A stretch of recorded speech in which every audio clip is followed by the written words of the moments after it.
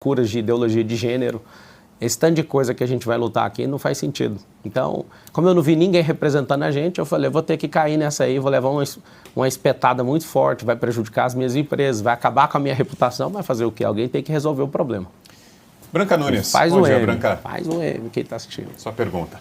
Bom dia, secretário, tudo bem? Secretário? Candidato. Candidato, porque eu estou fazendo a pergunta sobre o secretariado. Vamos lá. Eu queria saber, o senhor falou agora do secretariado, do Ricardo Nunes e tal, eu queria saber se o senhor já tem algum nome que vai fazer parte do seu secretariado. Como eu estou propondo uma política nova, eu não estou devendo cargo para ninguém. Não quis fazer coligação para não lotear a prefeitura. Né? Ano que vem vai ser o orçamento recorde da história de São Paulo, quase 120 bilhões. E você vota no 28, no dia 6 de outubro, que é o dia da vingança, você está votando em alguém que não deve nada para ninguém. O que nós vamos fazer? Eu vou chamar todos os partidos, eles vão fazer uma imersão comigo, vou voltar lá na Grécia Antiga explicando o que é democracia de verdade, despetizar a cabeça desse povo daqui de São Paulo, mostrar que a gente tem que servir o povo, que o povo é patrão no dia da eleição e cliente nos outros 1.460 dias. Os políticos, eles entram num processo de ludibriar a cabeça do eleitor com marketagem, e aí você vê, né? A marketagem faz o Boulos parecer alguém gente boa, alguém que até parece um homem honesto, alguém que defende família, defende tantas coisas que ele não defende. É assembleiano agora, foi para a igreja, tá tudo certo a vida dele, por causa do marqueteiro. Você vê esses caras de esquerda, tudo defendendo pautas que eles não acreditam. E aí está o detalhe, eu não tenho ciúme de poder, eu sou uma pessoa 100% desapegada, mas para trabalhar comigo, para servir o povo, vai ter que ser alguém apaixonado em gente, vai ter que provar. Vou abrir para todos os partidos, mesmo não devendo nada para eles. Por quê? Porque ninguém governa um negócio desse tamanho sozinho. E eu não tenho a pretensão de fazer isso sozinho de forma nenhuma.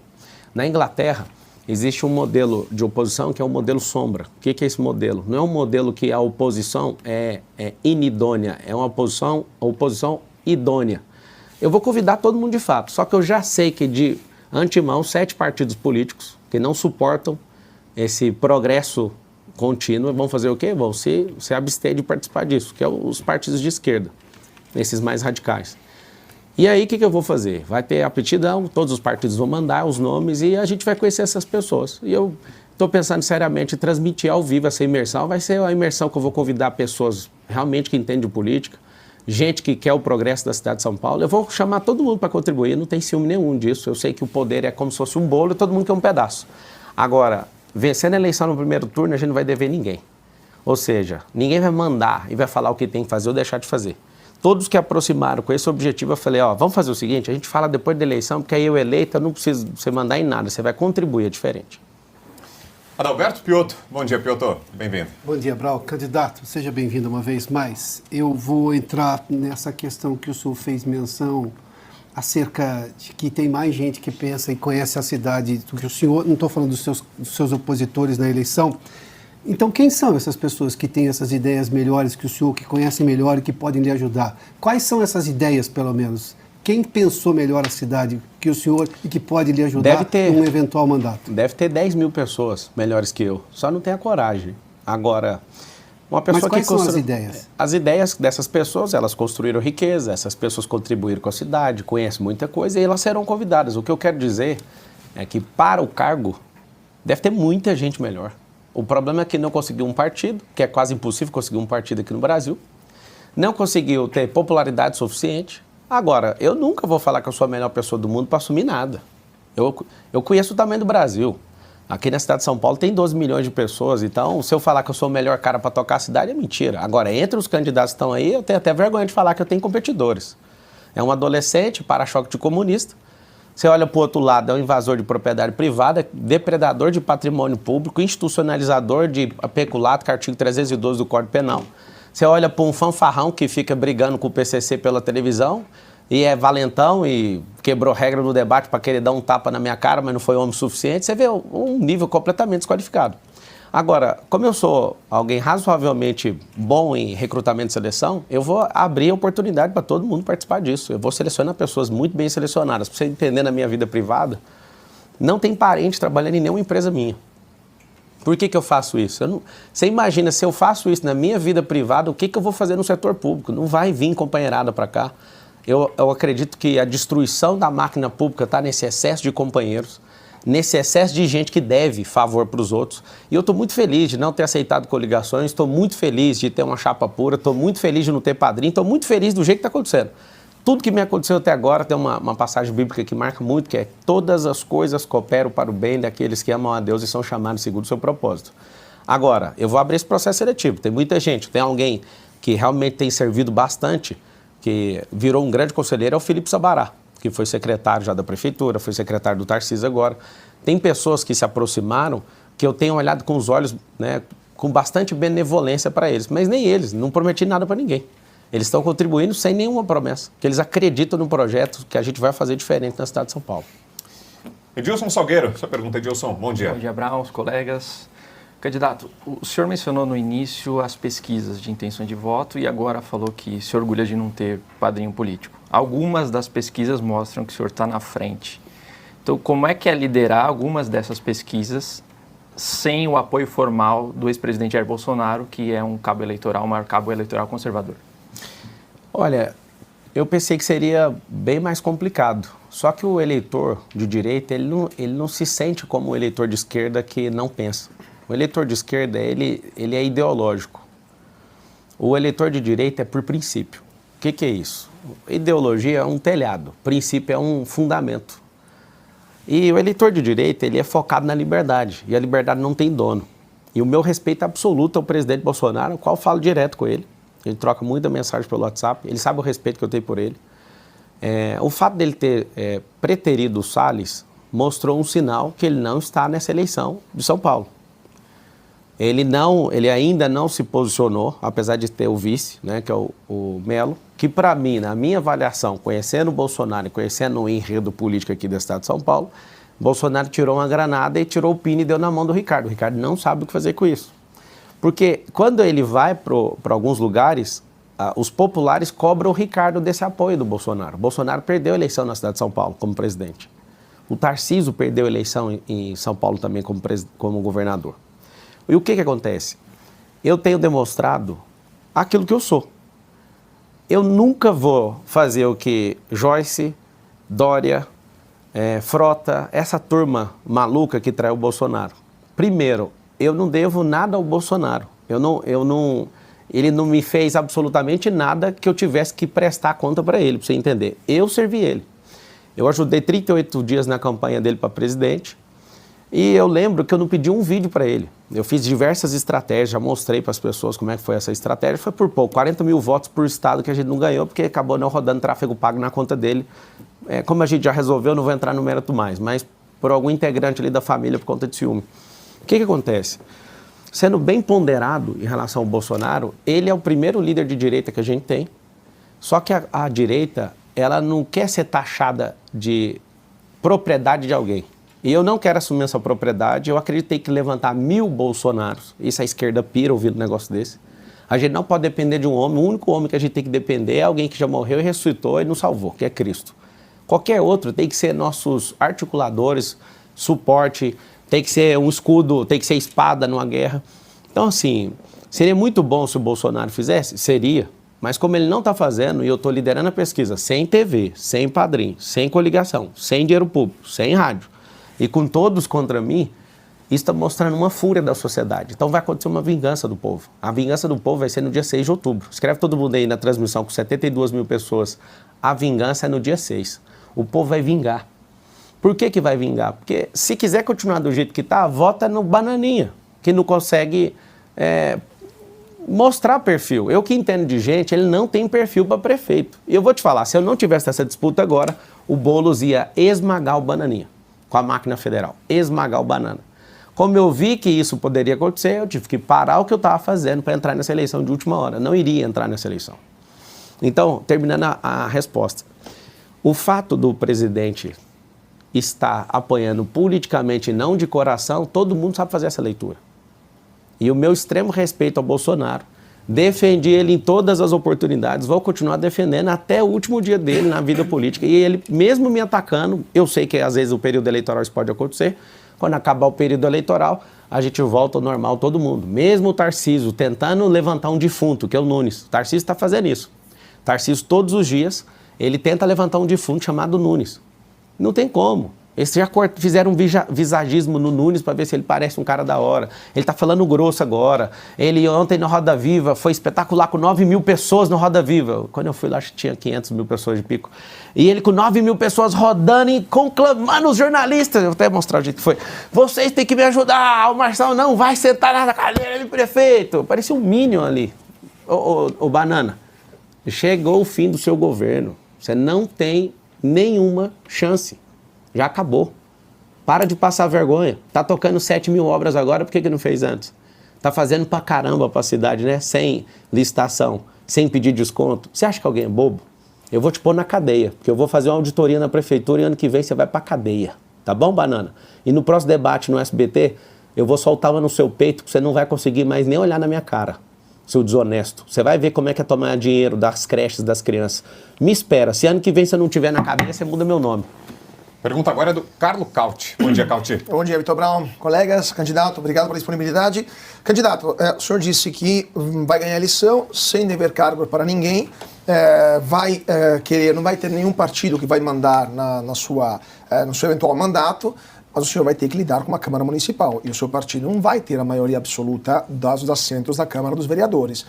E o senhor está enfrentando hoje os outros candidatos dos maiores partidos de São Paulo que terão vereadores. Esses vereadores muito provavelmente serão hostis ao senhor.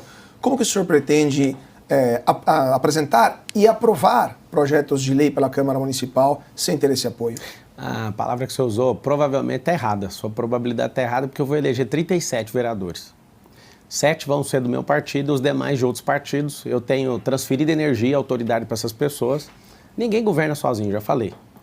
E o problema é que se a gente tiver um prefeito que quer ser o bichão do poder, ele vai ter uma Câmara que é antagônica a ele. Eu vou compartilhar o poder tem que ser compartilhado. Por que eu falo isso? Eu vou conquistar, uma coisa boa que eu tenho é relacionamento, eu tenho humildade, eu sei conquistar as pessoas, eu sei que durante 1.460 dias eu vou ter que pegar o grupo de vereadores que joga bola e vou jogar com eles, eu acho que ninguém deve jogar golfe, porque no Brasil pouca gente joga, mas eu vou pegar o interesse de cada um, vou criar um CRM, eu vou ter um CRM com os vereadores, com os deputados inclusive, porque senão eu não consigo aprovar junto com o governador do estado. A grande função de um prefeito é relacionamento, é saber dialogar. Eu vou dialogar, inclusive, com o Ministério Público, eu vou atrás de todo mundo e vou construir isso. Depois de eleito, dia 6 de outubro, eu espero que a vingança seja concluída nesse dia. Sabe o que vai acontecer? Nesse dia, eu já começo a ir atrás de todos os vereadores, você vai ver que eu vou cumprir isso aí. Vários vereadores estão vindo da base agora. Eles estão assim, meu Deus, será que vai, será que não vai? E a galera já começou a assumir, gente do Podemos, gente do MDB, inclusive, gente do União, começaram a sair da base, por quê? Porque sabe que se encostar em mim vai ser eleito. Estou muito tranquilo, para mim é a parte mais tranquila de todas. Perfeito. Para a gente fechar esse primeiro giro, além das perguntas de nós 5 aqui na bancada, temos um sexto entrevistador que é o povo, são os eleitores. A nossa equipe foi às ruas e gravou algumas perguntas, a gente acompanha agora a primeira delas. Marçal, a sua ideia referente ao teleférico aqui em São Paulo, primeiramente quantas pessoas caberiam nesse teleférico e quais regiões seriam afetadas ou beneficiadas por esse empreendimento? Parece que é Carlos. Será que tem como confirmar? Ô, Ana, nossa diretora, o nome dele estava coberto ali pela tarja, mas me pareceu Carlos, mas eu tô só adivinhando que eu vi as 3 últimas letras. É Carlos. Chegou a confirmação. Carlos, obrigado pela pergunta. A cápsula que carrega pode carregar 3, 6, 8, até 12 pessoas, depende do investimento. E esse teleférico não é a solução de mobilidade para a cidade inteira. Esse é um cinturão de teleférico em 2 pontos. Nas periferias, para a gente levar investimento, transformar as periferias, né, as favelas, em pontos turísticos, gastronômicos, de empreendedorismo, pontos olímpicos. Porque toda vez que você ouvir favela, significa ausência do Estado e não tem investimento. A gente tem que fazer liberação fundiária, que é liberar as escrituras ali, liberar o logradouro público, que a maioria das pessoas que moram nessas situações tem que buscar suas correspondências lá na entrada da favela. Se não tiver investimento de infraestrutura, não vai mudar nada. É o transporte mais seguro, 5 vezes mais barato do que rasgar o chão com o metrô, só para você saber. É 100% ecológico, não faz barulho. Então é um elevador na horizontal. E quantas pessoas caberiam, candidato, como Carlos perguntou? A cada cápsula, eu falei. Isso. Dependendo, pode colocar até 20, depende do contrato. Quantas? numa cidade igual Medellín, que deve ter 35 quilômetros e 11 linhas, consegue carregar, num dia normal, 300, 400 mil pessoas, para você ter uma noção. Então, assim, é um transporte que não para, ele é contínuo. Então, não tem pare, não tem problema com insegurança. É um negócio, assim, que isso tem em várias nações da América Latina, tem 2 no Brasil, tem um no Balneário Camboriú, tem um no Alemão, porque por falta de gestão não está funcionando. Em terrenos como São Paulo, tem, em Barcelona. Esse negócio é muito diferente para nós, assim como você for aqui no Chile, tem o maior prédio da América Latina no Chile, o residencial maior é aqui em Santa Catarina. Só que as pessoas falam, não, por que o Brasil, que é tão poderoso, não tem o maior prédio, não tem esses tipos modais diferentes de transporte? Por que a gente não tem barco aqui em Pinheiros? Uma empresa privada deu conta de colocar por alguns dias, o Uber fez 10 anos aqui na cidade, conseguiu colocar um barco a título promocional, por conta de comemoração dos 10 anos de Uber no Brasil. Por que a prefeitura não conseguiu fazer isso? Por que não deu isso numa PPP, que é a parceria público-privada? E o segundo ponto desses teleféricos é que são 10 rodovias que entram na cidade de São Paulo e hoje muitas pessoas vêm trabalhar, uma pessoa dentro de um carro, isso desacelera o trânsito, gera poluição, nós vamos criar os bolsões, esse teleférico é para ligar na rede de transporte público da cidade. Não só com o teleférico, mas também com ônibus. Candidato, eu só preciso ir um pouco além das boas intenções. Eu não duvido das suas boas intenções, mas vamos para questões práticas. O senhor falou de questão de regularização da moradia das pessoas em áreas, por exemplo, de risco que se tornam favelas. Uma das razões para o saneamento básico não ter avançado no Brasil é que chegava um prefeito e um governador, queria mandar a Sabesp aqui em São Paulo para fazer saneamento, chegava o Ministério Público e dizia assim, não, você não pode tirar essas pessoas. Aliás, você tem que tirar todo mundo, porque essa aí é uma área de manancial. Bom, não tinha solução, o Ministério Público travava a obra. Aí alguém vai dizer assim, não, mas eu vou lá e converso. No Brasil de hoje, se chegar no Supremo Tribunal Federal, um juiz vai lá e diz uma coisa e não tem ninguém que muda. Está se afrontando a Constituição e não tem ninguém que muda. Nós estamos vendo essa situação. Como é que eu consigo colocar uma boa ideia? E, obviamente, regularizar a situação das pessoas que moram lá é uma boa ideia, aliás, é necessário se fazer, sendo que não vai ser a Câmara Municipal, que o senhor vai ter que construir maioria, não vai ser o governo do Estado, que também tem poder limitado, não será nem o governo federal, será, às vezes, um juiz que vai decidir o contrário do que o senhor pensa, do que o senhor quer e do que o senhor foi, em tese, aprovado pelo eleitor na urna. Nós temos uma realidade hoje no Brasil que é o Poder Judiciário decide o que qualquer um vai fazer nesse país. Essa é a realidade, sejamos claros. E aí, como é que é? Com conversa o senhor vai conseguir resolver esse problema? Só que o senhor seja breve na resposta, que eu preciso fazer intervalo na sequência, tá, candidato? A gente volta nesse ponto depois. Tá bom. Você quer Não, pode fazer, pode responder. A gente tem mais de 40 mil imóveis na prefeitura. A gente vai perguntar a área. Não tem segredo. A falta de gestão do Bananinha hoje faz com que a gente tenha muito imóvel parado. Então, tem área que é de preservação ambiental, a gente vai ter que fazer um mutirão com suas famílias. Eu vou lá como prefeito, se você me der a caneta BIC, me dá a caneta BIC de prefeito. Aí o decreto, toma aqui essa área, vamos perguntar essa área e vamos levar essas famílias para lá. A área de preservação ambiental, nem o Supremo Tribunal Federal vai liberar isso, a não ser por lei. Então, assim, a gente tem 1.000 favelas em São Paulo hoje, mais de 1.000. São 472 bairros dentro desses 96 distritos. Nós vamos pegar um problema hoje de gestão e o que é o problema nesse? Esse aqui é o problema com o proprietário. O proprietário a gente pode perguntar, pode fazer uma parceria público-privada com ele. A gente, é problema só com o proprietário? Então é fácil de resolver. É problema ambiental? Vai ter que perguntar a área. Que tipo de problema que está em cada um desses lugares? Vamos mapear, tem um metadado disso, que hoje não tem, é uma bagunça essa prefeitura. Se você fizer um requerimento agora perguntando quantos imóveis tem na prefeitura, eles não sabem. Você pode pedir pelo Ministério Público que não sabe. Mais fácil levar esse prefeito preso do que pegar essa informação. Então, assim, só disso, por exemplo, os hospitais hoje. Os hospitais na cidade têm vários leitos que poderiam ser desocupados só fazendo casas de apoio. Como? Com os imóveis que já tem. Por que tem esse tanto de invasão na cidade? Por falta de gestão. Não tem esse calor, essa disposição pública do prefeito para querer resolver a questão. Eu vou resolver. Agora, não vai ser simples. Se fosse simples, era outra pessoa que era candidato. Como é muito difícil, eu tive que me colocar para resolver. Eu estou muito satisfeito que é bem difícil resolver isso aí. A gente vai para um rápido intervalo comercial, mas é rápido a mesma parada. E peço que enquanto a gente faz o nosso intervalo, que você vá curtindo aí, você que está entre esses 92 mil espectadores acompanhando aqui essa nossa primeira da série de entrevistas aqui da Oeste, que você vá curtindo, compartilhando. Se ainda não está inscrito aqui no canal, aproveite também. Em 2 minutos e meio a gente está de volta com a sequência da entrevista com Pablo Marçal. Até já.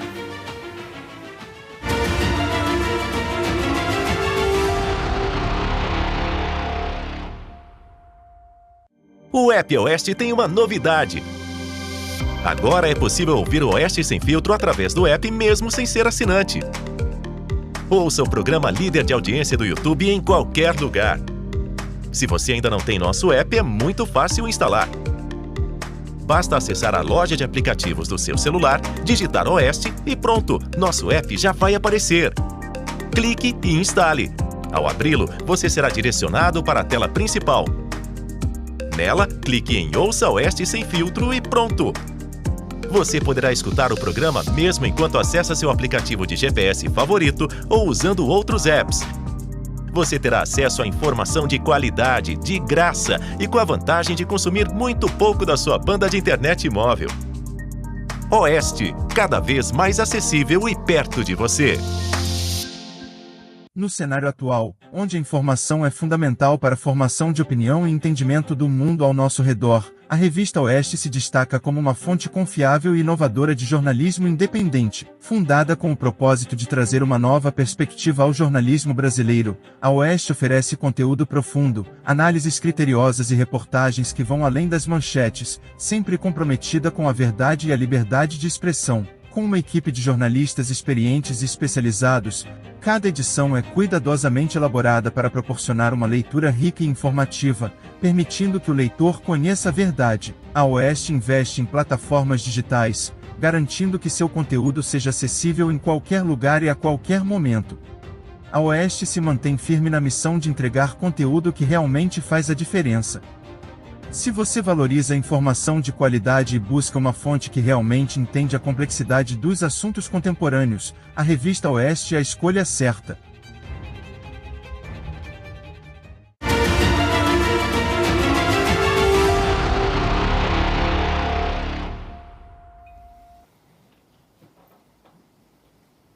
Estamos de volta com as sabatinas da Oeste com os candidatos à Prefeitura de São Paulo. Hoje, nosso convidado é o candidato do PRTB, Pablo Marçal. E antes de seguir com a conversa, preciso dar um recado para você que está aqui nos acompanhando e ainda não é assinante da Oeste. Aproveite e faça agora a sua assinatura. O processo é bem simples. Tem aí na nossa tela o WhatsApp, por onde você consegue fazer a sua assinatura. O número é o 11 94239 9799. É um processo simples. Na palma da mão você resolve. Com o celular que deve estar aí perto de você, você envia uma mensagem para esse WhatsApp. Tem muitas facilidades de pagamento, tá, gente? Dá para pagar pelo Pix ou então, se você não tiver dinheiro nesse momento, quiser parcelar em até 6 vezes sem juros no cartão de crédito. Condições para lá de especiais e a gente aproveita você que está aqui acompanhando essa sabatina e ainda não é assinante da Oeste para reforçar o convite para que você torne-se membro, inscreva-se e assine a revista Oeste. Combinado? Vamos seguir aqui com a nossa conversa. Pablo Marçal, candidato do PRTB, é o nosso convidado de hoje, abrindo essa série de sabatinas. E falávamos antes do intervalo, né, candidato, na pergunta do Piotr, sobre as interferências do Poder Judiciário. É justamente sobre isso que eu queria lhe perguntar. Sábado agora, dia 7 de setembro, o senhor esteve aqui no ato da Avenida Paulista, que tinha, entre uma das pautas, o impeachment do ministro do Supremo Tribunal Federal, Alexandre de Moraes. Dá para concluir, é correto dizer que, já que o senhor compareceu a esse ato, o senhor é favorável ao impedimento do ministro? Ou não? O 7 de setembro é o dia da independência. E aconteceu de forma vergonhosa, lá em Brasília. O Lula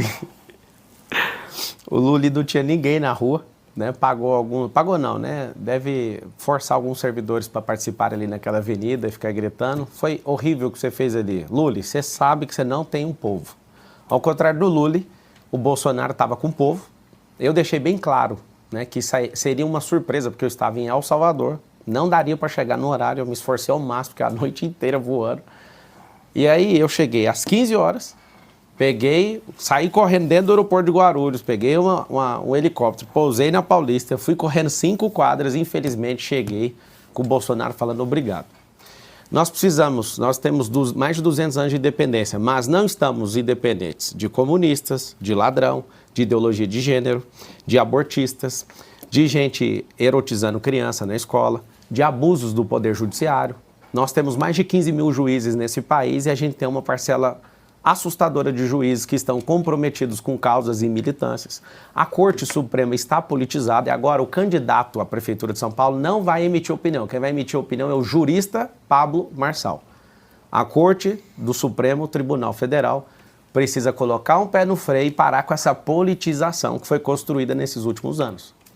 Então, eu sou a favor de toda investigação contra qualquer ato. Nunca me coloquei contra isso. Eu sou um jurista e a minha posição é muito simples. Qualquer ato do Alexandre de Moraes e qualquer outro ministro do Supremo Tribunal Federal tem que ser apurado e investigado. E acabou. Agora, quem tem a competência para julgar isso é o Senado Federal, que eu vi que o Pacheco recebeu isso ontem.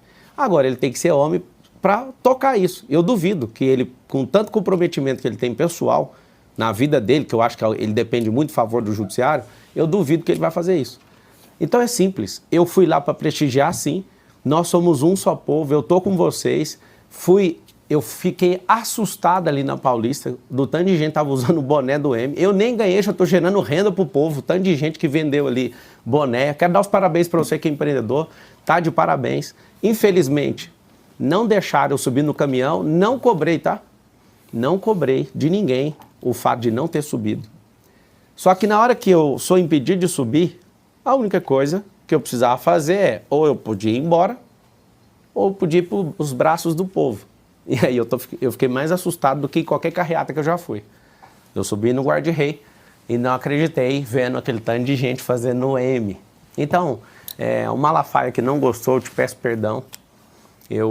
Se eu falasse que iria e não conseguisse chegar a tempo, eu seria um arregão. Eu fui. Infelizmente, como alguém estava vindo lá da América Central, chegou no obrigado do Bolsonaro. Eu lamento, queria ter chegado antes, subiria no caminhão como combinado, não falaria, porque nenhum outro candidato poderia falar, não ia nem acenar para o povo. Mas eu entendo. Te peço perdão, Silas, porque você organizou, tem colocado a sua cara para bater. Você sabe o respeito que eu tenho por você, mas aqui em São Paulo já está resolvido. Ajuda o Ramagem do Rio de Janeiro para a gente não perder a eleição aí com o Ramagem, que senão vai dar primeiro turno para o Paz. Branca.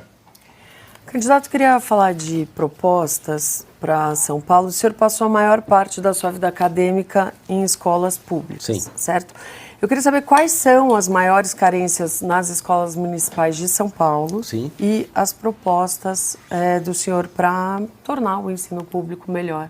Primeira coisa, tem que ter ensino integral, porque a maior parte das famílias hoje não tem onde deixar seus filhos. A gente tem que popularizar isso.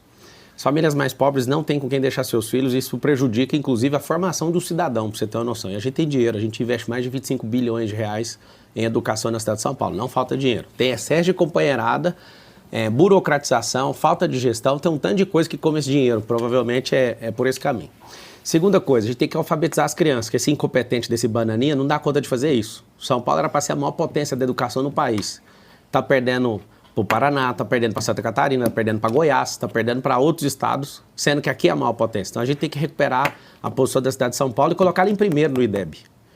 Precisamos de alfabetizar as crianças. 38% delas só 38% delas estão sendo alfabetizadas. Aqui na cidade de São Paulo, a gente está tratando criança como adulto e adulto como criança. É chocante. Que é a diferença de andragogia e pedagogia? Pedagogia é ensino lúdico para criança, e andragogia é ensino para adulto. E a gente está com um despreparo absurdo desse poder público de hoje, esse futuro ex-prefeito, esse vereador que foi tacado nessa cadeira, um incompetente, ele faz de tudo para que essas crianças só tenham uma ocupação e não uma evolução. Outra coisa que a gente tem que fazer é começar a escolarizar as crianças num período mais cedo para a gente terminar a alfabetização até os 6 anos de idade.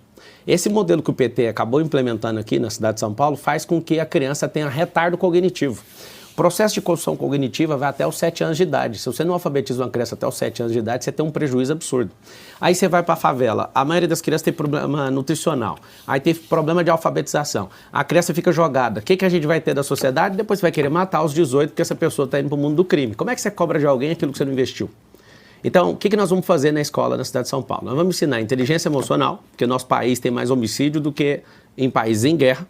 Nós vamos ensinar as profissões do futuro, porque nos próximos 15, 20 anos, o que é que vai acontecer? Nós teremos uma perda de mais de 300 profissões do passado. Então tem que ensinar essas profissões. Nós ensinaremos tecnologia.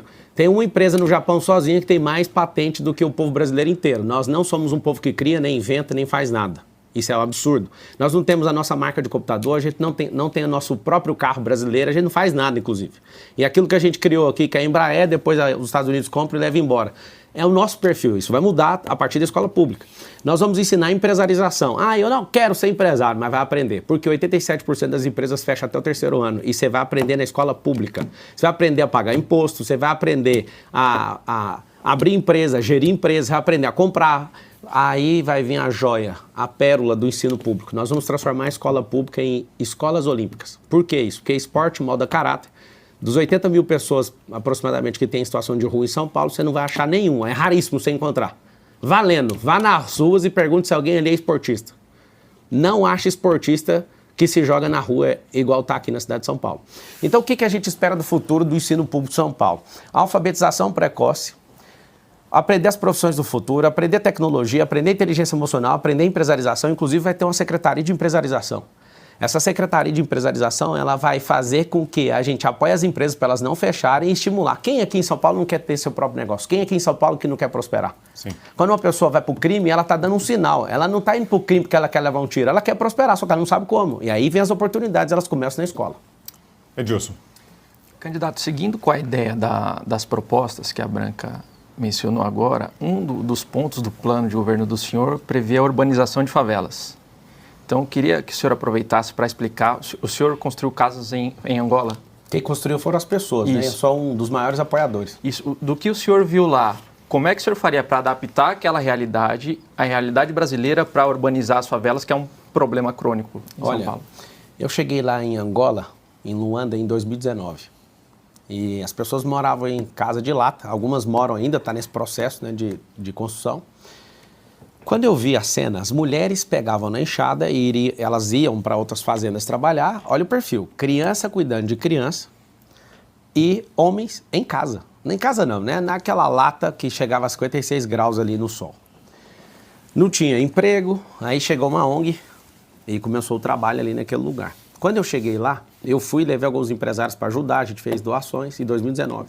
Quando eu estava saindo, uma criança olhou para mim e falou assim, você nunca mais vai voltar aqui, né? Fiquei com muita raiva e falei, quer saber? Eu só vou embora daqui depois que a gente fizer a última casa. O que acontece? Não tinha emprego, as mulheres pegavam na enxada, criança cuidava de criança. Lá tem muita gente ajudando, mais de 2.000 pessoas que adotam as crianças, é muita gente lá.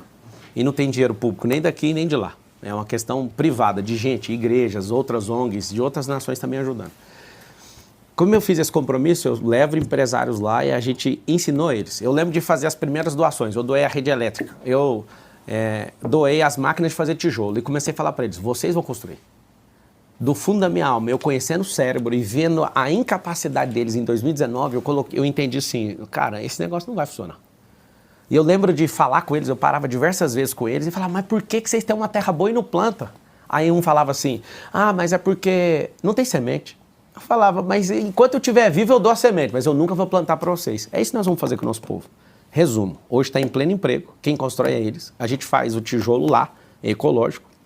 A casa deve custar algo em torno de 60, antes da pandemia ficava 20, era para ter terminado, mas a pandemia acabou com tudo ali, sofreu bastante a pandemia. E vendo o que a gente fez lá, campos de futebol, levou posto de saúde, colocou escola, fez igreja, galpão de empreendedorismo e formou isso, as pessoas de lá acham que lá é um condomínio fechado. Deve ter já umas 30 e poucas casas fazendo todas as outras bases e a gente vai terminar. Eu fiz um compromisso com aquele povo, só saio de lá depois que terminar a última casa. Serão quantas casas? No começo era 300, mas parece que agora é 350. O que está acontecendo? O povo começa a invadir em volta por conta da esperança que está vendo ali. Só que como não para de invadir, ele não sabe falar quanto que é isso, né? Eu fiz o compromisso de sair depois da última casa, né? A área delimitada acho que dá 350 no máximo. Inclusive, eu vou arrumar um espaço na minha agenda, você que está assistindo, para você acompanhar. Eu vou lá. Porque eu vi site esquerdista querendo desmerecer o que a gente está fazendo lá. Eu vou lá e vou transmitir para você ver o que nós estamos fazendo. Mas aqui está o detalhe. Tem como mudar. A pessoa mais miserável na cidade de São Paulo consegue mudar. Eu tenho experiência desde 2019 lá e eu falo do fundo do meu coração. Qualquer pessoa pode mudar, desde que ela tenha oportunidade. Algumas pessoas precisam de criar suas próprias oportunidades, mas outras, se a gente não der oportunidade para elas, não vai ter. Então aqui fica um compromisso. Ninguém vai morar em casa de lata aqui em São Paulo. Ninguém, absolutamente, em 1.460 dias das que estão aqui já, ninguém vai morar nessas casas, nem de madeira e nem batendo laje em cima de esgoto. Nós vamos tirar vocês daí com um mutirão de habitação nessa cidade. Aproveitando que o senhor falou dessa agenda fora do Brasil, o senhor esteve no final de semana, falou agora em El Salvador. Queria ouvi-lo sobre isso. Como foi essa agenda? O senhor não esteve com o presidente, né? O senhor confirma essa informação que foi veiculada, não foi com o presidente, mas viu alguma política, especialmente de segurança pública, que virou a grande vitrine do país? Ministro de Justiça. Isso. E é o que eu ia perguntar, se viu lá alguma política que acha acha viável de ser importada, implementada no âmbito da Prefeitura de São Paulo, em especial sobre segurança pública? A questão ali é de mudança de legislação, isso é caráter federal, né, da Câmara dos Deputados. Eu fiquei assustado, porque tem como resolver. 695 dias sem homicídio num país inteiro. Você não sonha com isso, não? Eu sonho. Isso aí vai ter que fechar todo mundo um cerco contra a criminalidade. E aqui vai um recado. Essa é a última geração do crime no Brasil, porque eu vi com os meus olhos que isso funciona. Por que é a última geração do crime? O crime é organizado porque o Estado é uma bagunça. E eu te provo, porque a gente paga 43% de imposto e esses caras ainda estão devendo 7 trilhões aproximadamente. Significa que eu e você estão devendo mais de 40 mil cada um. Esse bando de vagabundo que toca esse país, mais de 70 mil políticos, só um pouquinho, 70 mil. Esses caras, eles não sabem fazer gestão, eles não sabem fazer economia. O Lula fez um rombo de mais de 1 trilhão em menos de 2 anos. Rombo fiscal que eu estou falando. Fora o que ele fez no passado que deu aquelas condenações para ele. Então é o seguinte, tem como fazer. Nós precisamos de gente sangue nos olhos para fazer isso. Precisamos de gente que tem austeridade, que tira essas... Eu vou fazer em 18 semanas, escreve o que eu estou te falando. Nós vamos tirar 447 mil pessoas da fila de exame e 192 mil dessa fila de cirurgia. Vai virar o caos, mas eu vou dedicar minha vida para você não ter que ficar necrosando esperando cirurgia. Que é o que esse governo de hoje, esse prefeito banana, não dá conta de fazer. Fez asfalto daqui até no Acre, segundo palavras dele, mas não conseguiu resolver seu problema aí que você está precisando de uma cirurgia. Você conta comigo que você não vai morrer em fila de hospital. Piotr. O senhor falou do sonho, vamos falar do pesadelo, então? Porque nós temos um pesadelo hoje. E o senhor sabe, o senhor falou que sou jurista. Como jurista, o senhor acha que o ministro Luiz Roberto Barroso deveria cancelar a portaria do então presidente Toffoli, que criou o inquérito do fim do mundo? Essa alcunha foi dada pelo ex-ministro Mello. Porque esse país está sob o inquérito do fim do mundo. E todo aquele monte de inquéritos que veio. Eu vou contar uma coisa para o senhor rapidamente. Eu nunca vi tanto político dizer que tinha medo de falar, apesar de eles terem, inclusive, um artigo constitucional, que além da liberdade de expressão, que é para todos nós, no artigo 5º, como o senhor sabe, eles têm o artigo 53, artigo 5º, inciso 4. Que dá, inclusive, inviolabilidade por quaisquer votos e opiniões. Mas tem uma realidade. Essa é a realidade. Eu entendo o seu voluntarismo, é admirável, todo candidato tem isso. Eu cubro eleição há muito tempo. Mas eu tenho uma realidade hoje que nada passa pelo Supremo. Nada sai se não passar pelo Supremo. Vou dar um exemplo. Morador de rua aqui em São Paulo, ou lá em Rio das Pedras, onde eu nasci, no interior de São Paulo. A prefeitura não pode remover de forma compulsória, porque é uma decisão do ministro Alexandre de Moraes que foi referendada pelo Pleno. O governo acho que tem 120 dias para encontrar uma solução. Uma decisão do Supremo que nunca se meteu nesse assunto, que diz respeito a uma ação que o prefeito tem que tomar. Como é que o senhor vai lidar com isso? Primeiramente, como jurista, eu preciso de uma opinião técnica do senhor. O senhor acha que o ministro Barroso deveria revogar aquela portaria do Toffoli que criou todo esse absurdo jurídico que nós estamos vivendo? Na verdade, o que a gente precisa é ter celeridade no judiciário, porque a grande tática que eu vejo do sistema judiciário hoje é prender as pessoas em inquéritos para usar isso para calar elas. Isso não é do Supremo, isso é de todo o judiciário. Eu não tenho nenhum medo de falar isso. Quando eu vejo que pessoas estão se posicionando, você pode pesquisar, tem um inquérito. Esse inquérito é uma barganha, isso é uma vergonha. Não só tem que colocar prazo final, mas precisa de dar celeridade. Duas coisas. Você pediu minha opinião de jurista. Sim. Minha opinião de jurista tem que ter prazo todo inquérito. Tinha que ter o prazo final, se não tiver... Sempre teve. Então, mas não tem. Isso, ou seja, então tem que invalidar o inquérito. O que está acontecendo? Está acontecendo vários, é minha opinião jurídica, está acontecendo vários atos nulos por não colocar fim num processo. Não existe um processo... Eu preciso tirar um ministro que abusa de autoridade, não é? Se você precisa, tem que fazer o quê? Tem que fazer o instrumento... Não é eu preciso, o país precisa. Então, chegou na mão de quem ontem?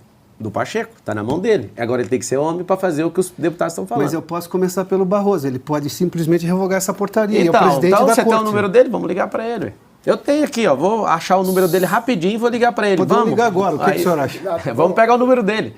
O que isso vai mudar com o candidato à prefeitura mandar revogar? Você está no inquérito também? Não estou no inquérito. E também se eu tivesse, não é o problema. A questão vamos lá. Você pediu minha opinião, eu dei. Eu preciso das questões práticas. A questão prática é isso. Eu tenho uma decisão do Supremo que interfere, por exemplo, na rua de São Paulo. Agora vamos para a segunda pergunta, então, que a primeira já foi respondida. Isso é uma questão, você já viu minha opinião, você pediu ela técnica. Sim. Agora vamos para a questão da cidade. A média para você tirar uma pessoa da rua é 7 vezes. Uma entrevista com abordagem, são 3 cenários. É rua, abrigo e emprego. Vou usar a arca do Felipe Sabará, que comprovadamente ela tirou 3.500 pessoas da situação de rua e deu emprego. Tem uma lei aqui no estado de São Paulo sobre agricultura familiar, que a gente tem que ter um percentual mínimo né, de pessoas que fazem a merenda escolar do estado de São Paulo. E a gente tem essas terras para isso e a gente precisa continuar nesse progresso que o Felipe Sabará começou aí, tanto na prefeitura como no governo do estado. E é por isso que ele está comigo. Se você chegar numa pessoa na situação de rua agora e falar, vamos sair? Não quero.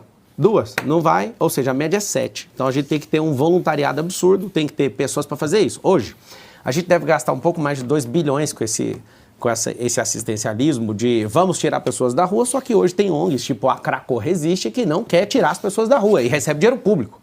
Você imagina o que eu vou fazer no 1º de janeiro de 2025. Quem tiver contra o povo sair da rua, eu já vou cortar o recurso no primeiro dia. A gente gasta R$1 bilhão por ano para tirar as pessoas da rua.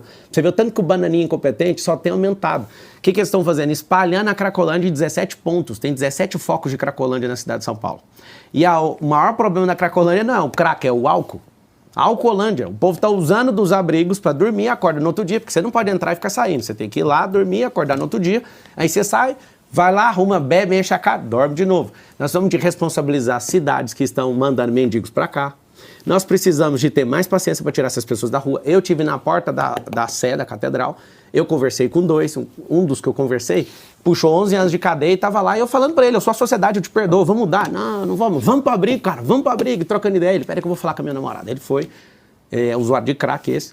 Não vou não. Aí o Sabará estava comigo e falou, cara, você tá vendo? A gente tem que insistir pelo menos 7 vezes, que é uma média. Então, se é média, tem gente que leva 10, 11. Para tratar emocionalmente uma pessoa que está no estado de miserabilidade, é de 6 meses a 24 meses, dependendo da pessoa. Candidato. Só para terminar. Pode concluir. Então, assim, eu vou te falar, não precisa de ter esse negócio da intervenção de um juiz com a compulsória. Porque vai ser uma guerra, aí o governo vai sentar, que é o banana senta na cadeira e fala o quê? Já que ninguém consegue fazer a compulsória, eu não vou fazer nada. A gente tem que levar esse povo para a horta, para trabalhar, tem que tirar do ambiente. E é devagar, ir pegando testemunho, trazendo. Tem que ter uma política social e voluntariado absurdo para tirar essas pessoas de lá. Responsabilizar quem está enchendo as ruas de mendigo, porque tem um monte de cidade fazendo isso.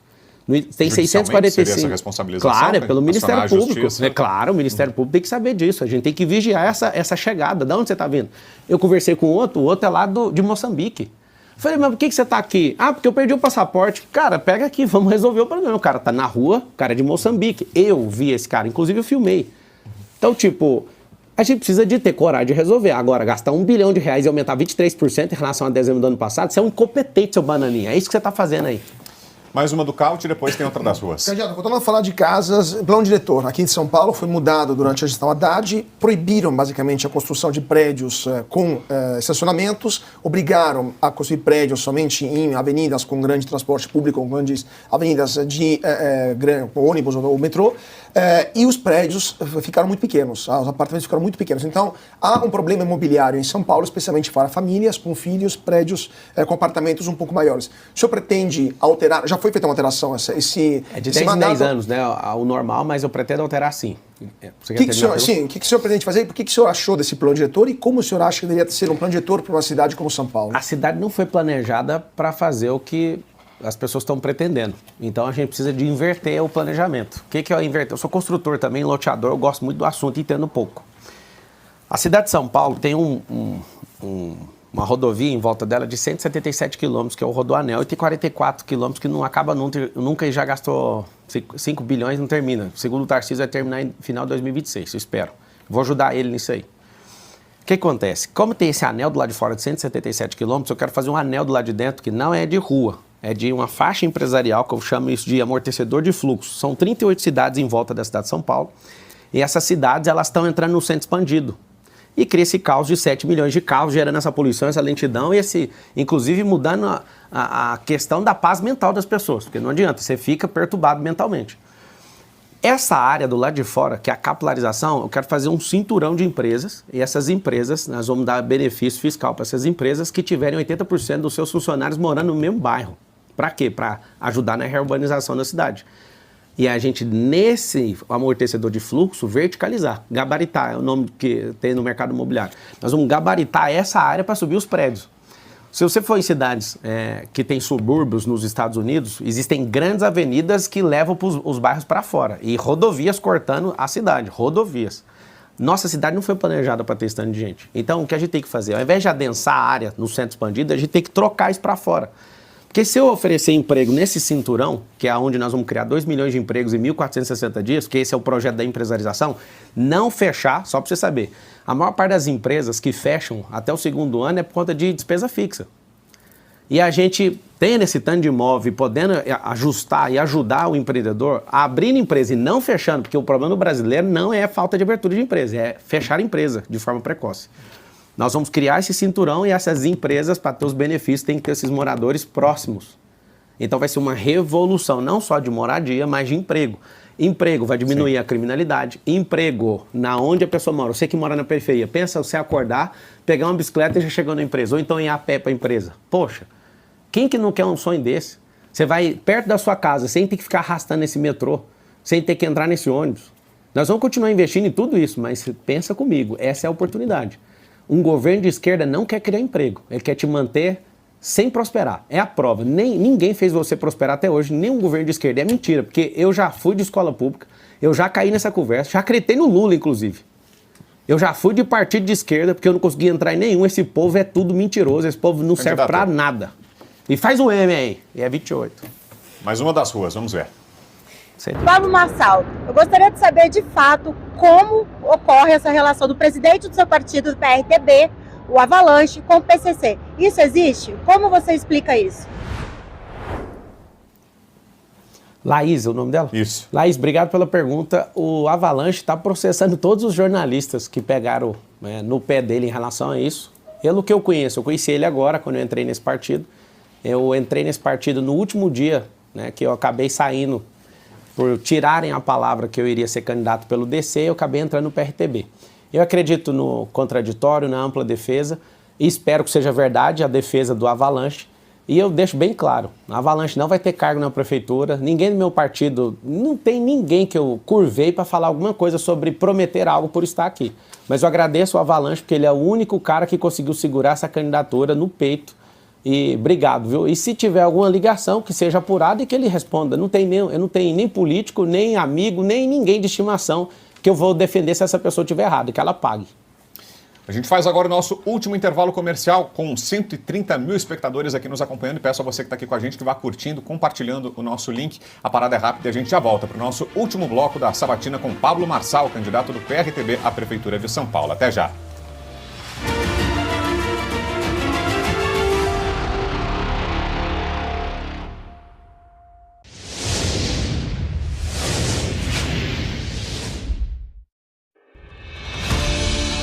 A independência de um país não é plena quando um de seus poderes restringe a liberdade de expressão e compromete a própria democracia. Desde a sua primeira edição, Oeste defende a liberdade. Fazemos isso dizendo o que precisa ser dito, muitas vezes colocando em risco a própria existência. É você que garante nossa autonomia e nossa independência editorial. A Oeste não aceita dinheiro público nem depende de publicidade. Oeste continuará o seu trabalho sem recuar 1 milímetro de seu maior princípio. Informar com base em fatos e defender as liberdades individuais, custe o que custar. Assine a Oeste com até 25% de desconto e pague em até 6 vezes no cartão. Assine já!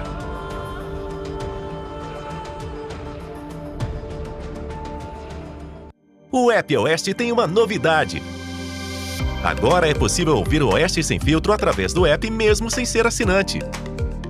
Ouça o programa líder de audiência do YouTube em qualquer lugar. Se você ainda não tem nosso app, é muito fácil instalar. Basta acessar a loja de aplicativos do seu celular, digitar Oeste e pronto, nosso app já vai aparecer. Clique e instale.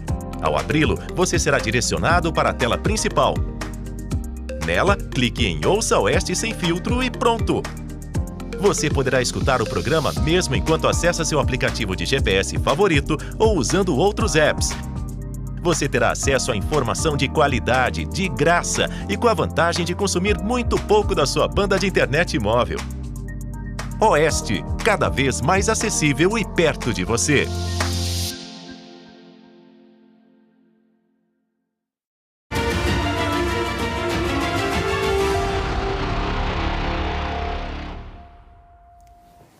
Estamos de volta para o último bloco da sabatina com Pablo Marçal, candidato do PRTB à Prefeitura de São Paulo. Nós falávamos no bloco anterior, né, candidato, sobre o problema da Cracolândia. O senhor até citou a Craco Resiste, uma das organizações que atuam, do movimento que atua ali na região central.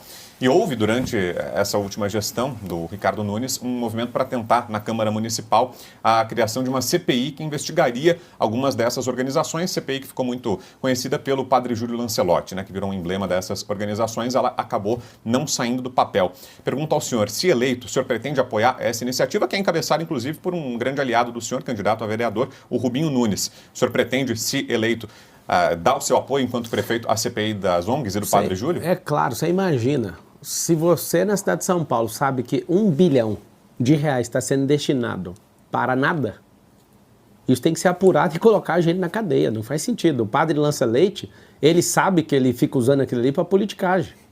Então, assim, você sabe o que é R$1 bilhão? Eu já faço a resposta agora. Olha o que é você dar a chance para um inútil governar uma cidade que tem um orçamento de 120 bilhões de reais. 1 milhão em segundos significa 11 dias. Você liga o cronômetro, para dar 1 milhão em segundos leva 11 dias. E 1 bilhão em segundos, 31 anos em segundos. Só para você entender a dimensão, a escala e a exponencialidade da diferença de 11 dias para 32 anos aproximadamente. O que significa isso? A gente gasta esse tanto de dinheiro por ano e aumentou 23% das pessoas em situação de rua. Ou seja, nós não estamos gastando dinheiro. Alguém está comendo esse dinheiro e está aumentando. Ou seja, você está investindo para ter mais morador de rua e pôr esse bando de ONG para fazer graça aqui. Em nome de quê? A troco de quê? Você vai ter seu familiar de volta na sua casa. Essa pessoa que está em situação de rua, a maior parte são homens, eles vão para um trabalho. Nós vamos dar uma vida digna para ele e você vai receber seu familiar de volta. Vai demorar um pouquinho, mas nós vamos fazer isso. E se o STF barrar, candidato? Se o STF for lá... Vai ter que pegar o avião, sentar lá, tem 11 ministros. Olha, tem uma boa vontade, não tem solução, a gente precisa de ajuda. Se barrar, o que vocês sugerem? Assim como... Como é que você chama? Adalberto. O Adalberto falou... mas o Estado tem 120 dias, então apresentou a solução. Não apresentou? Vamos voltar, então. Não temos solução. O que você pode fazer? A gente vai ter que... Se isso aqui fosse uma monarquia, já estava resolvido, porque qualquer um não ia deixar. Agora é uma democracia. Democracia é tripartida. É tripartida, mas o auxiliar da justiça, que está lá no artigo 133. Candidato, conversar não resolve, tem que fazer. Então, tem que fazer. Não, mas tem que conversar com o ministro que dá a decisão monocrática. Tem que ir lá, mas tem que ir. Ué. E a dele vale sobre qualquer outra decisão. E tem que ir Todo lá. O sistema político foi completamente vilipendiado por decisões do Supremo Tribunal Federal. Porque um Congresso Nacional não está assumindo o papel dele. Aí faz o quê? Dá o poder de legislar para o STF. O sistema tripartido de poder é um sistema de freios e contrapesos. Sim. Se tiver uma pessoa maluca na presidência, você já desregulou o sistema de freio e contrapeso. Se você tem um Congresso Nacional que é enrolado até o pescoço, na figura dos presidentes, inclusive, vocês fiquem de olho na troca da presidência agora. Vai trocar a presidência do Senado e da Câmara dos Deputados. Quem é essa pessoa? Fique de olho, porque essa é a decisão que o povo tem que ficar assistindo. Só para você entender, a Dilma Rousseff, ela tomou mais de 50 processos de impeachment e todos foram engavetados. Mas no dia que ela arrumou uma briga com o Eduardo Cunha, ela caiu. E a discussão dos dois para saber quem era o mais idiota, qual era a discussão? Vamos ver quem cai primeiro. Os dois caíram, os dois. Deixa eu te ensinar uma coisa, você que é povo. Abra seus olhos na troca de presidência das duas casas legislativas agora. E eu vou valendo o que você quiser. Todo mundo que está cotado para assumir a presidência, tanto do Senado como da Câmara dos Deputados, está enrolado até o pescoço com processos judiciais. O senhor acha que tem algum louco megalomaníaco no Supremo que está se achando acima do Brasil de Então, tudo? como o sistema de freio contra peso está fazendo isso, a Corte assumiu uma postura e eu vou repetir. Ela precisa voltar e deixar de ser politizada, porque não é uma Corte que é política. E tem que abrir mão dessa legislação. A legislação, o poder de legislar é do Congresso Nacional. Tem que levantar caras como o Nicolas, como o Cleitinho, que é lá o senador da República. Para quê? Para pegar eles de volta. Briga enquanto é tempo, porque o Senado está se curvando e a presidência hoje está se curvando para isso. Mas eles estavam aqui em cima do caminhão, que é a solução que você tem hoje. Ótimo, só que só tem 1, 2, 3, 4, 5, nós precisamos, são 513 deputados e 81 senadores. Você não acha que esse era o momento de estar em cima desse caminhão? O caminhão não resolve é lá no parlamento. Mas eu tenho que fazer alguma Se tivesse 100 milhões de pessoas na rua, a viagem para, por exemplo, a El Salvador. Não, isso aí eu estou numa campanha política. Eu não tenho que fazer isso, eu não sei o que você está pegando nisso, só que o detalhe. Não, eu estou pegando a realidade brasileira. Você tem que ir lá para a porta do parlamento agora. Você que está pedindo isso. Não, eu estou te falando. Não, o prefeito. A solução está no parlamento. O prefeito da cidade é da cidade. Não, vamos lá não, já estamos voltando. Presta atenção. Não, deixa eu responder. Seguinte, a pressão aconteceu dia 7. Primeiro? Deixa eu terminar a resposta. Tá bom, então vai lá. Vamos lá. Eu vou lhe dar esse tempo. Vamos lá. Obrigado por você ter me dado esse tempo. Aqui. Nossa, que bom que você me deu tempo. Eu já estava com tempo. Não, mas eu estava fazendo a pergunta. Não, você está atrapalhando a resposta. Aí não vai ter tempo para nada se a gente ficar nessa. Então, deixa eu terminar. Então vamos lá. Você... Não, eu já estou à vontade. É o seguinte, só um pouquinho. Eu tenho hoje um poder que está sobre os outros. O que acontece? Nós precisamos, se é isso que você está querendo fazer, a gente tem que ir lá para o parlamento hoje, agora. Hoje é que dia? Não está agindo. É terça-feira? Hoje é terça? Terça-feira. Então é lá, o expediente dos deputados tem que marcar e pôr pressão lá.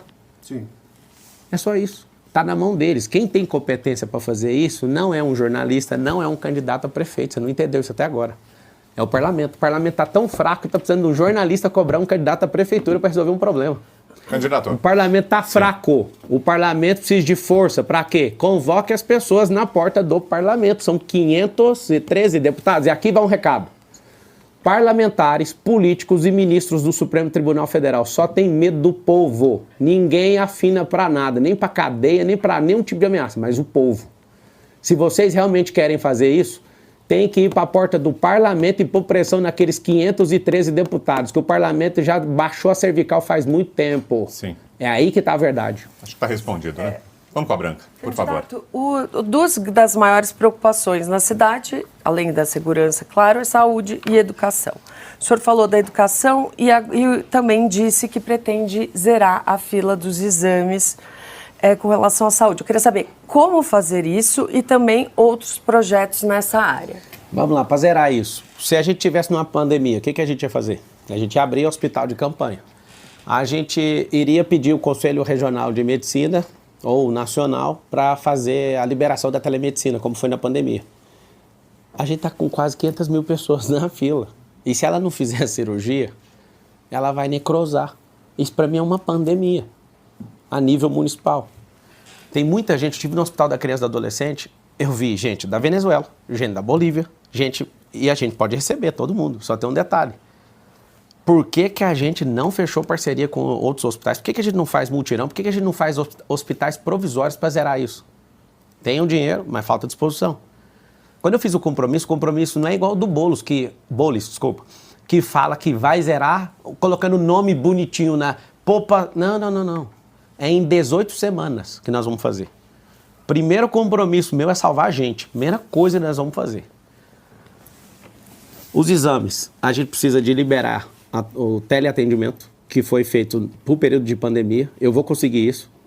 Em nome do povo, nós vamos conseguir isso. Nós precisamos de mutirões, eu vou convocar um mutirão e nós vamos pagar com o dinheiro da prefeitura de médicos de fora para resolver e zerar isso. Vou pegar esses mais de 40 mil imóveis, fazer sabe o quê? Casas de apoio. Vamos tirar pelo menos uns 1.000 imóveis para fazer isso. Porque a pessoa acaba de ser operada, ela já, com a dispensa médica, ela pode ir para a casa de apoio e liberar o leito. E tem gente que fica no leito, atrapalhando o próximo a operar. Então tem soluções que são simples, só que tem que ter disposição. Eu evito falar a palavra prometo. Essa eu prometo, em 18 semanas, só que vai criar um caos maior. Quando eu zerar a fila de exames, conversando com os especialistas, de 447 mil exames, o que vai acontecer? A fila de cirurgia vai quase que dobrar. Aí você fala, mas como é que vai resolver? Já falei. Hospitais provisórios, convênio com outras prefeituras, com hospitais particulares, comprando a sociedade dos hospitais privados, que já foi feito aqui, funcionou e saiu mais barato que o SUS, trazer médico de fora, fazer um regaço. Sim. Só que é o seguinte, se não tiver disposição e coragem, não vai fazer. Eu vou fazer. Caute. Você falou que tem dinheiro, mas na verdade a Prefeitura de São Paulo tem um rombo de 7,5 bi do ano passado. O senhor, inclusive falando de segurança pública, o senhor quer triplicar o efetivo da Guarda Municipal. Hoje a Prefeitura de São Paulo está super inchada de funcionários, tem mais de 100 mil funcionários, ou seja, 1 a cada 5, a cada 6, se o seu programa for implementado, será membro da Guarda Municipal. O senhor vai achar o dinheiro onde? O senhor não acha que... O senhor vai fazer o quê? Vai demitir parte daqueles que já estão no efetivo? Vai inchar ainda mais o número de funcionários municipais? Tem a Previdência também? Sim. Como o senhor pretende? Depois de sentar com o ministro do Bukele, com o ministro Gustavo, o ministro da Justiça, essa câmera aqui? Isso. Depois de sentar com o ministro, eu assumo que vou trocar essa posição. A gente não vai mais triplicar a guarda, vou chamar os que passarem em concurso público, o que a gente vai fazer é aumentar a operação delegada. Por que nós vamos fazer isso? Por conta de treinamento, armamento, fardamento, isso envolve um custo muito alto e não resolve o problema de imediato. Agora, a Polícia Militar, inclusive vou abrir a operação delegada para a Polícia Civil, vai fazer o quê? Vai fazer com que a gente tenha a pessoa disponível agora, já treinada, já faz sentido isso, a gente ter imediatamente. Então, depois de voltar e ouvir ali do ministro da Justiça, eu estou trocando isso. Então, essa é uma notícia. O senhor está mudando o seu programa. Claro. Ou seja, isso é um governo dinâmico. Porque se você falar que vai fazer igual o Nunes falou que ia fazer 48 quilômetros de corredor e fez 4. Ele não mudou, ele não cumpriu, é diferente. Só para terminar, desculpa, você pegar assim, porque eu acho interessante. O senhor veio de um país onde tem mais de 600 dias sem homicídios. 695. Mas é também acusado de violações graves dos direitos não humanos, direitos básicos legais dos presos. São jogados na cadeia e demora muito tempo para ter audiência de custódia, etc. Não, tá errado o que você falou. Lá, eles estão sendo julgados de uma forma mais rápida que você nunca viu na sua vida. Tem as acusações, sim. Que não sou eu que faço, sim, são entidades internacionais, por sinal. É isso, mas quando você vai lá e pergunta, eu fiz um documentário, inclusive vou pedir para soltar um pedaço agora, quem está assistindo, o meu Instagram é Pablo Marcal por SP, porque as minhas redes caíram, essa é a nova, que tem só 2 bilhões de visualizações em 18 dias. Muito obrigado pela queda, caí para cima. Pablo Marcal por SP, eu vou começar a soltar o primeiro episódio do que eu fui fazer lá em El Salvador. E fui lá no centro de confinamento de terroristas. Eu não vi uma pessoa na rua falando mal do Bukele. Nenhuma. Tem que ter coragem para fazer o que ele fez. Um prefeito não dá cor de fazer, tá? Isso é uma questão do presidente estar fechado com todos os poderes da República para falar assim, ó, vamos acabar com a criminalidade. Ele fez uma revolução lá e a gente tinha que ter humildade para aprender com o que ele fez, porque a população está amando. Não tem a Cracolândia mais lá na rua, não tem gente matando ninguém. Você sabe o que é um país inteiro, em 695 dias, até o dia que eu estava lá, não ter um homicídio? Isso parece uma fábula. Só que eu fui lá no centro de terrorismo. Presídio parecendo um negócio de Hollywood. O que aconteceu? Quando a punição é certa, todo mundo respeita. Sim. Nosso Código Penal, agora é o jurista falando, nosso Código Penal é de 1943, ou 41, 43. Esse Código Penal precisa ser refeito. As pessoas precisam respeitar. Se não tiver punição no país, ninguém vai respeitar as leis. O Lula, por exemplo, é um cara que foi punido e despunido. Tá tudo certo. Tá aí na presidência da República. A gente perdoa ladrão, mas a gente não perdoa traidor, né? Você sabe do que eu tô falando. Se vocês não se posicionarem, a gente vai ficar curvando para bandido. Aí você vai ver um cara que é envolvido com o PCC igual o Ricardo Nunes falar que eu tenho alguma ligação. Eu nunca vi esse povo na minha vida, nem sei quem é esse povo. Mais uma do Edilson, depois tem outra das ruas. No segundo bloco, o senhor citou o Felipe Sabará, ele é ex-secretário de Assistência Social do Governo do Estado. E o senhor disse que não prometeu nada para ninguém, nem para ele. Para ninguém. O que o teria feito deixar o Tarcísio e o Bolsonaro, com quem ele tem identificação política, ele trabalha muito tempo com eles, e encampar na campanha do senhor? Acho que você foi o único aqui que perguntou por ele, né? Você deve conhecer ele. Faça você mesmo a pergunta para ele, a resposta vai ser a que ele fala publicamente. No Rio Grande do Sul, eu mandei, junto com muitas pessoas, né? Eu não fui o ator sozinho disso, 206 carretas lá para o Rio Grande do Sul. Fiz aplicativo de resgate, de rastreio, criamos 10 CDHs de distribuição para as mais de 300 cidades afetadas ali. Uma empresa minha ficou com o portão aberto por 33 dias, recebendo carreta a madrugada inteira e doação e selecionando e mandando. O que aconteceu? Palavras do Felipe Sabará. Ele, no governo, não viu ação nenhuma no estado de São Paulo inteiro dessa envergadura e foi lá para saber como enviar através dessa plataforma nossa. Chegou lá, ele viu e ficou assustado. O que é isso aqui? É uma empresa? O que é? A gente juntou, porque um dia eu estava assistindo, no segundo dia, eu vi um helicóptero tentando pegar uma família, a água veio e matou todo mundo, porque o helicóptero acabou, não era de resgate, não conseguiu pegar. Eu dei um murro na mesa e falei, vamos parar tudo e vamos ajudar esse povo. Quando eu chamei todos os meus sócios e falei, se fosse um parente seu, você iria? Se fosse seu, você iria? Iria. Então, nossos parentes estão lá. Vamos. Rapaz, foi muito bonito. É ali eu conheci o Sabará. Foi na... Ele ficou chocado com o que a gente estava fazendo. Eu mandei nossas aeronaves, a gente ficou à disposição por 33 dias. O governo federal não estava lá. Ninguém estava fazendo o que a gente estava fazendo. Só o povo. Quando eu falo ninguém, é de quem deveria. Para mim, existe uma falência múltipla do Estado. O Estado não dá conta de proteger a gente. Se não for o povo pelo povo, não vai ter jeito.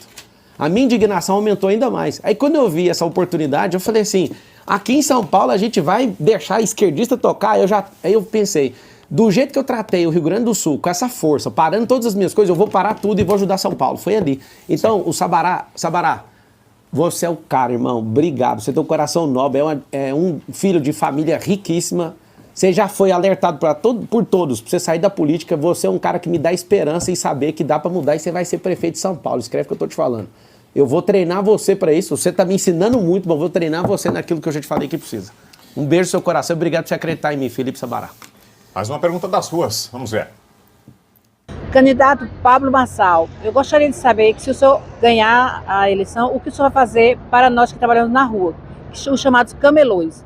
Porque eu trabalho na Paulista e sou abordada várias vezes por policiais, que eu sei que eles estão fazendo o trabalho deles, mas é a mando de vocês aí que está no comando. O que você poderia fazer para que nós continuássemos trabalhando? Porque esse é o meu emprego, do meu esposo, da minha filha e de muitos outros pais trabalhadores, mães que trabalham aqui, não é porque é bonito, porque gosta, porque precisa trabalhar e o nosso dinheiro sai daqui. Então eu gostaria de saber o que o senhor vai fazer. O senhor vai nos tirar daqui ou o senhor vai nos manter aqui com segurança? Aqui, de cá? Isso. Ana Lúcia, obrigado pela pergunta. Você é vendedora, eu também sou vendedor, tá? Eu vou te falar, a gente precisa de tirar essa irregularidade dos vendedores ambulantes, são vendedores urbanos. Eu aprendi isso lá na Feira da Madrugada, nós vamos regularizar isso e vai ter os locais específicos. Por quê? Porque a prefeitura hoje finge que isso não existe. E não faz sentido, por exemplo, eu tenho um aluno meu de um programa que trabalha na Feira da Madrugada, ele falou pra mim, tá gravado. Ele falou, eu faturo R$600 mil e quero pagar imposto, mas tenho que sair correndo daqui porque todo mundo finge que a gente não existe. Me ajuda, eu fiz um compromisso com ele. Fiz o compromisso com os líderes da Feira da Madrugada e nós não vamos nem usar o nome ambulante. Sabe por quê? Porque é um empreendedor urbano, só que a gente precisa regularizar isso. Conte comigo para isso e vai ter locais, só para você entender. Existem comércios regularizados que pagam caro para isso. Você está nessa disputa com eles, mas você vai ter regularização e vai ter locais para isso. Não pode ser uma forma desordenada. Por exemplo, candidato, alguns desses locais, a Paulista, por exemplo, onde ela está trabalhando, vai continuar sendo? Então, ou não? É o seguinte, tem 63 grandes comércios aqui na cidade de São Paulo, ruas. Se você liberar de forma desordenada, o que vai acontecer? Vai entrar e vai quebrar com o comércio dos lugares onde as pessoas têm um custo fixo muito alto. Agora, nós vamos achar esses locais, igual no Brás. Uma das coisas que mais movimenta o Brás é a Feira da Madrugada. Só que tem gente que quer insistir e ficar depois do horário. Nós vamos regularizar. Poucos têm regularização do passado e depois nenhum outro governo enxergou eles. Nós vamos regularizar todo mundo que quer empreender e fazer de forma lícita vai ser regularizado. Agora, precisa saber as áreas de atuação. Não pode ser em qualquer lugar. Edilson. Então, o senhor mencionou brevemente essa questão do PCC. Em outras entrevistas, o senhor reconheceu que está em basicamente todas as áreas, em todos os setores, economia, política. Então, como é que o senhor pretende blindar isso, enquanto prefeito, eventual prefeito? Como é que o senhor blinda o secretariado e todas as estruturas da prefeitura para não entrar crime organizado ali em nenhuma área? Eu acredito que antes de definir quem vai ser secretário, eu vou chamar a imprensa, porque a imprensa é o melhor instrumento de investigação. A imprensa podia trabalhar como um braço da Polícia Civil, que é a Polícia Judiciária, a Polícia Federal, a Polícia Militar, porque eu nunca vi descobrir tanta coisa. Só que é só em época de eleição, parece. Né? Depois passa a eleição, ninguém quer saber de nada. A gente vai ter um critério muito rigoroso. Eu não sei qual que é a atuação, onde que esses caras estão. Mas a fama que eles têm é absurda, absurda. Todos os contratos da prefeitura serão revisados. 100%. Vou chegar e vou revisar. Isso tem prazo? Imediato. É imediato. Se tiver que ter a adequação, vai ter. E tem uma coisa no jurídico que chama pacta sunt servanda, que é os pactos devem ser cumpridos.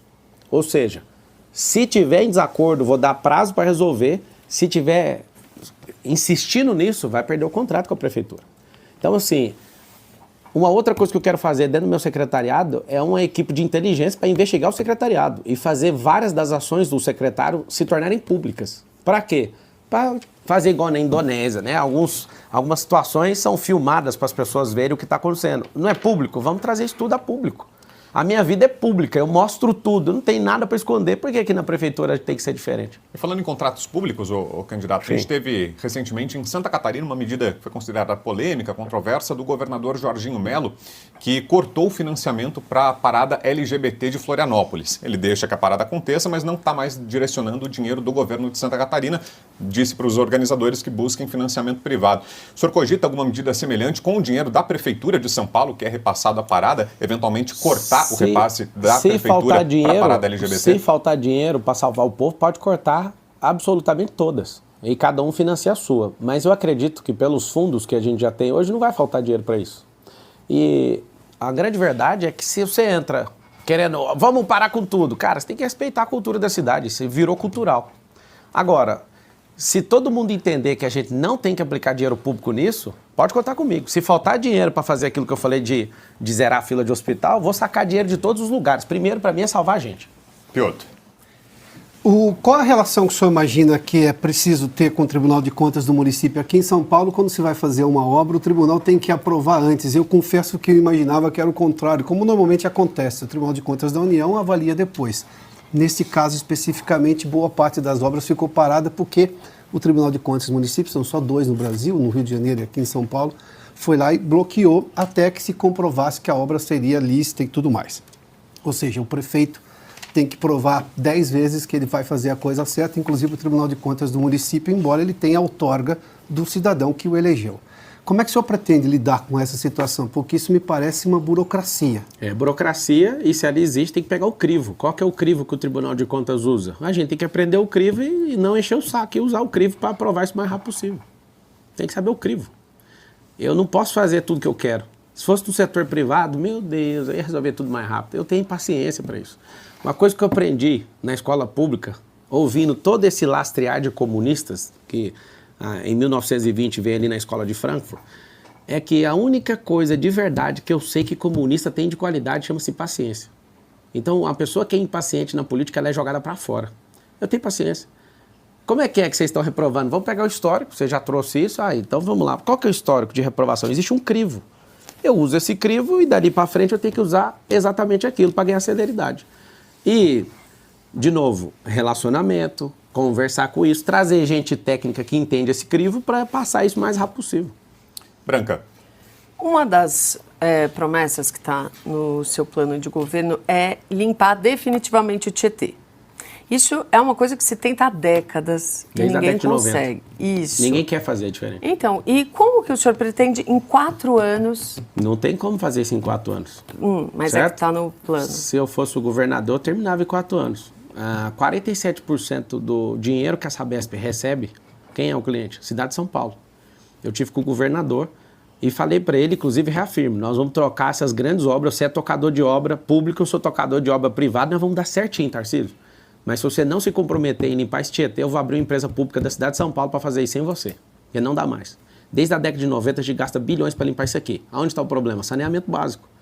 Essa universalização do saneamento básico, se a gente não investir rápido nisso e não usar tecnologia para isso, todos os mananciais vão ficar desaguando aqui. A gente tem um problema no Tietê que é o deságue. Ele não é um rio que corre muito, ele corre devagar.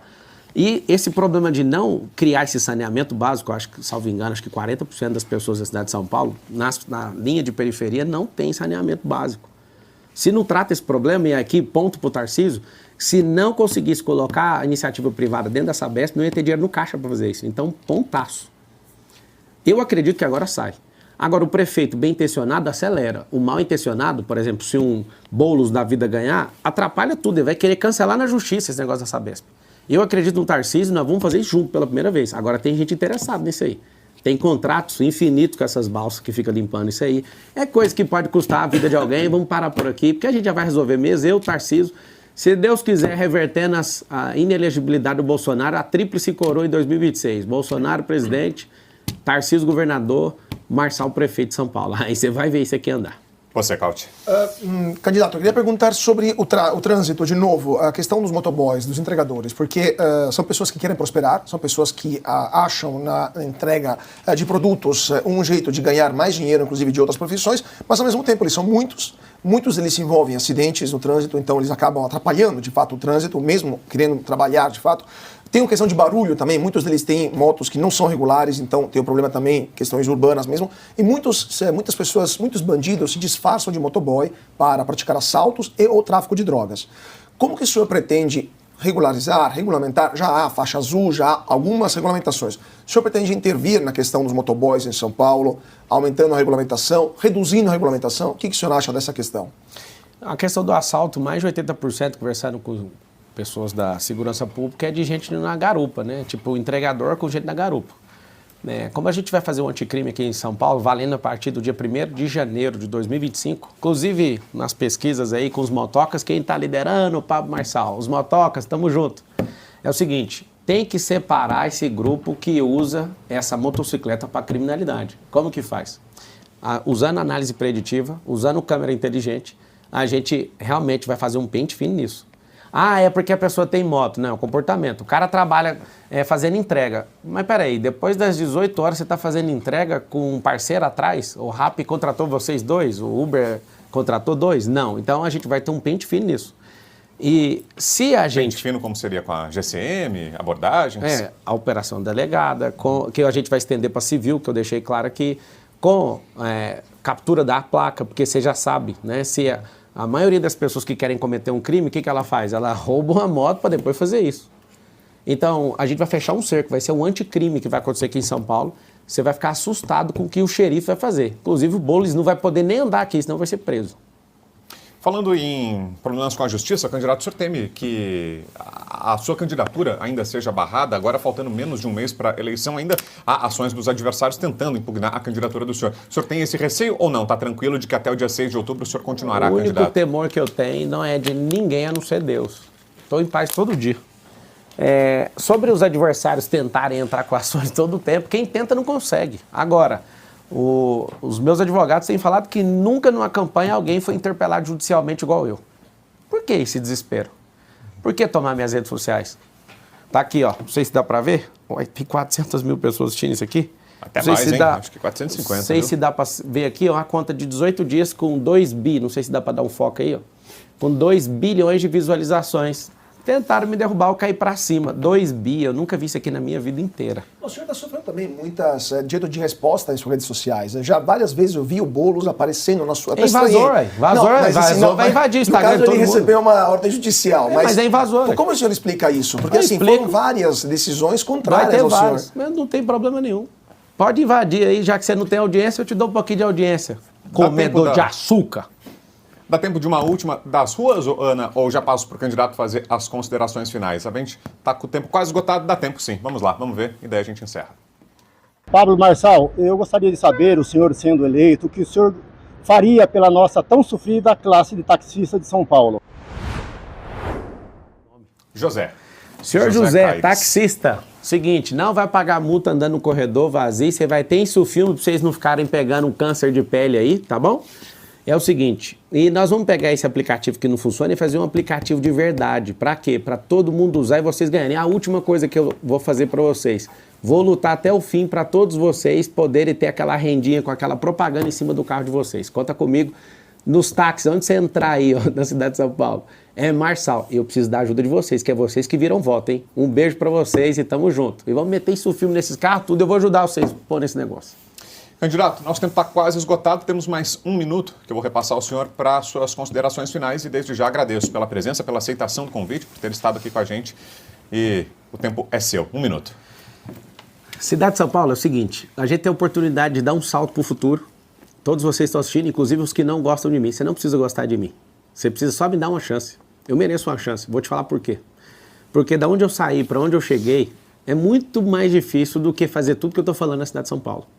Quero agradecer a Oeste, né, pela nobreza na entrevista. Eu não afino para pergunta a ninguém. Eu não tenho conchavo com ninguém. E eu quero te falar uma coisa. Hoje você viu mais propostas do que qualquer outro lugar. Quero dar os parabéns para vocês. Eu gosto de baixaria também, porque eu já fui pobre gosto de baixaria. Eu estou em qualquer jogo que você quiser. Só que a grande verdade é, existe o dia da vingança no dia 6 de outubro. Vocês têm a chance de ter uma pessoa que é esforçada, alguém que é verdadeiro, alguém que não arrega, alguém que não nega o que fez. Eu sou uma pessoa que você não vai me ver errando 2 vezes na mesma coisa. Então eu quero pedir seu voto no 28. Você que é fora de São Paulo, você pode ajudar pedindo voto aqui. Vocês podem vir nos últimos dias também, vamos fazer uma invasão aqui na cidade de São Paulo, sabe de quê? De gente do bem, para entrar na cabeça de stand comunista e tirar essa mentira dessa esperança que nunca vai vir. Você não vai morar em casa de lata, você não vai ficar em... faz o M! Obrigado pela presença mais uma vez, pela entrevista. Boa tarde. Tamo junto. Chegamos ao fim dessa, que foi a primeira, tá, gente? Só a primeira entrevista da série de sabatinas da Oeste com os candidatos à Prefeitura de São Paulo. Hoje tivemos a presença de Pablo Marçal, do PRTB, e agradeço também aos parceiros que estarão comigo ao longo de toda a semana. Pela ordem aqui, Branca Nunes, diretora de redação da Revista Oeste, Adalberto Piotto, comentarista do Oeste Sem Filtro, Edilson Salgueiro, editor do site da Revista Oeste, e Carlo Cauti, economista e repórter especial da Revista Oeste.